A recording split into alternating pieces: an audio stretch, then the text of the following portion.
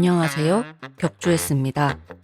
저는 그동안 중간고사와 기말고사를 치르고 졸업에 필요한 조건들을 맞추는 나름 바쁜 하루들을 보냈습니다. 덕분에 다양한 스트레스 환경에 놓여 위험한 순간도 종종 있었죠. 그래도 이젠 시험 성적만 기다리면 되는 단계라 마음이 조금 놓입니다. 이날은 새벽 2시쯤에 일어난 날입니다. 더워서 잠을 잘 수가 없더군요. 그동안 멈춰버린 시계에 배터리를 갈아주며 하루를 시작합니다. 하루의 시작은 늘 같은 것 같습니다. 컴퓨터를 켜는 것. 그건 습관이기도 합니다. 그럼 자연스럽게 게임을 켜고 한참 동안 게임을 합니다. 그리고 생각합니다. 나는 게으른 게 맞아. 할 수 있는 일은 많습니다.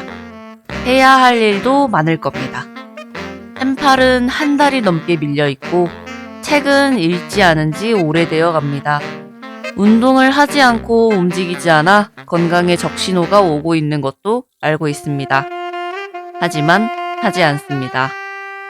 우습게도 게임을 열심히 하는 것도 아닙니다. 유튜브를 켜놓고 멍하니 돌아다니거나 가만히 서 있거나 게임을 켜놓고 그냥 잠들어 버리기도 합니다. 그래요. 저에게 게임은 습관입니다. 재밌어서 하기보다는 그냥 가장 쉬울 수 있는 일일지도 모릅니다.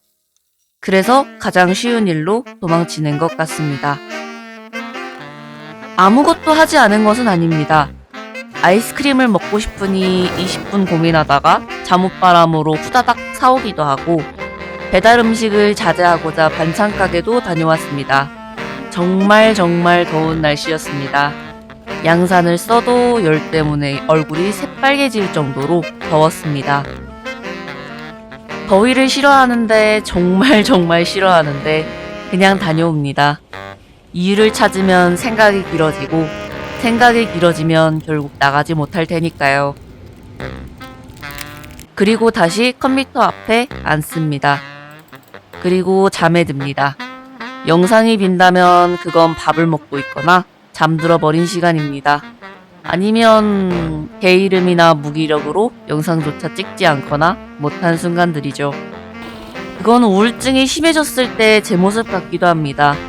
그 순간에는 공허조차 남지 않아 사실 머릿속에 대부분의 시간이 비어 있습니다.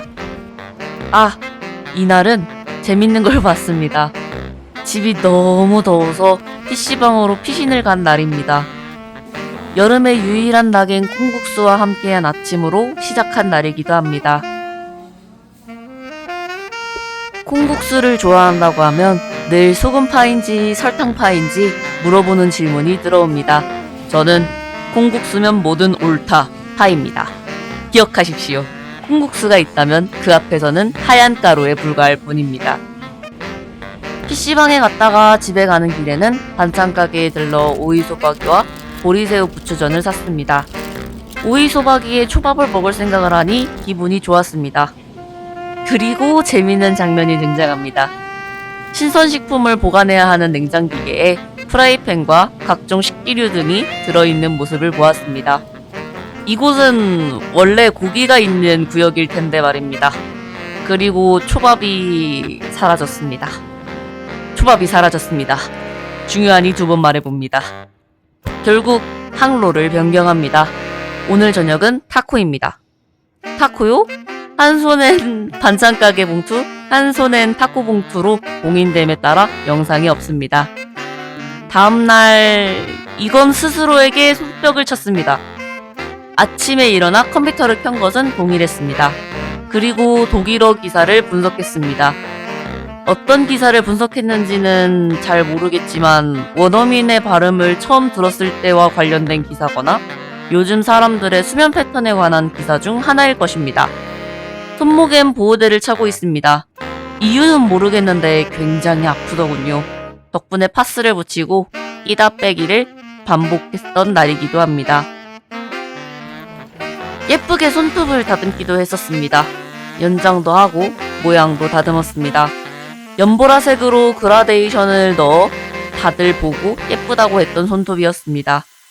그 내일의 불행은 제 스트레스 상황이라는 폭풍을 잘못 만났다는 것이겠지요. 손톱과 손가락을 많이 다쳤었고 지금은 거의 다 나았습니다.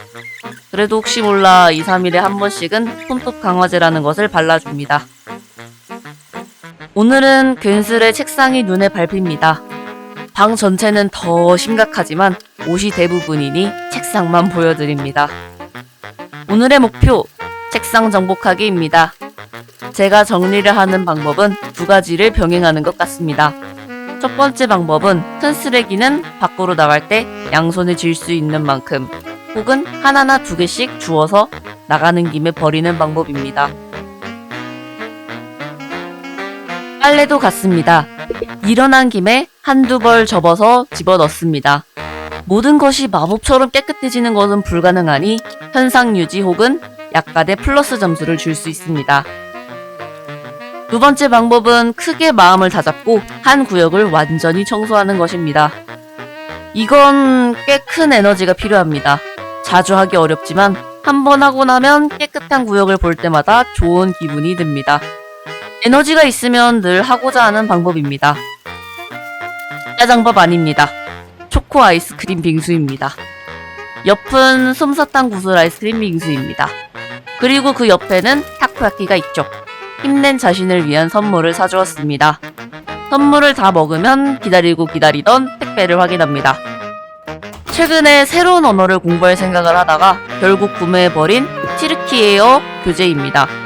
한국어 교재는 찾기 어려워서 결국 해외 배송으로 영어 교재를 구매했습니다. 이제 저는 튀르키예어 공부를 위해 영어 공부를 해야 하는 즐거운 상황이 되었습니다. 최근엔 콜라를 끊기 위해 탄산수로 항로를 틀었습니다. 하지만 그게 쉬웠으면 전 이미 세상에서 제일 건강한 사람일 것입니다. 당연히 맹물 맛이 납니다. 그래도 최장의 미래 건강을 위해서 눈물을 머금고 참아봅니다.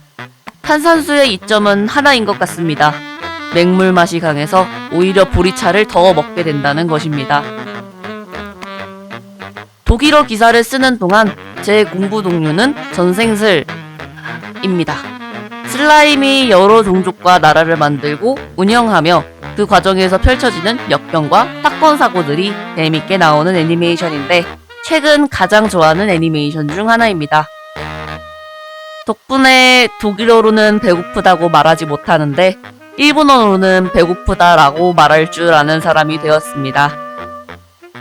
전 게으른 게 아닐지도 모릅니다. 편집하다 보니 문득 그런 생각이 들었습니다. 물론 많은 시간이 비어있고 게임만 하는 일상 같지만 그 중간중간 살아있고자 발버둥친 흔적을 보았습니다. 여전히 게으름과 무기력을 구분하지는 못합니다. 하지만 이것만은 확실합니다. 저는 하루를 버린 적이 단 한 번도 없었습니다. 더운데도 밖에 나갔습니다. 반찬 가게에 갔습니다. 독일어 기사를 공부했고 책상을 치웠습니다. 새로운 언어를 배우겠다고 해외 배송으로 책까지 구매했습니다. 살기 위해 발버둥 치고 살아있는 하루하루를 노력했습니다. 그러니 단순한 게으름으로 자신을 말하고 싶지 않습니다. 멈춘 적은 있지만 그 뒤에는 꼭 한 발짝 움직였습니다. 그러니 오늘도 일단은 내일로 가보려 합니다.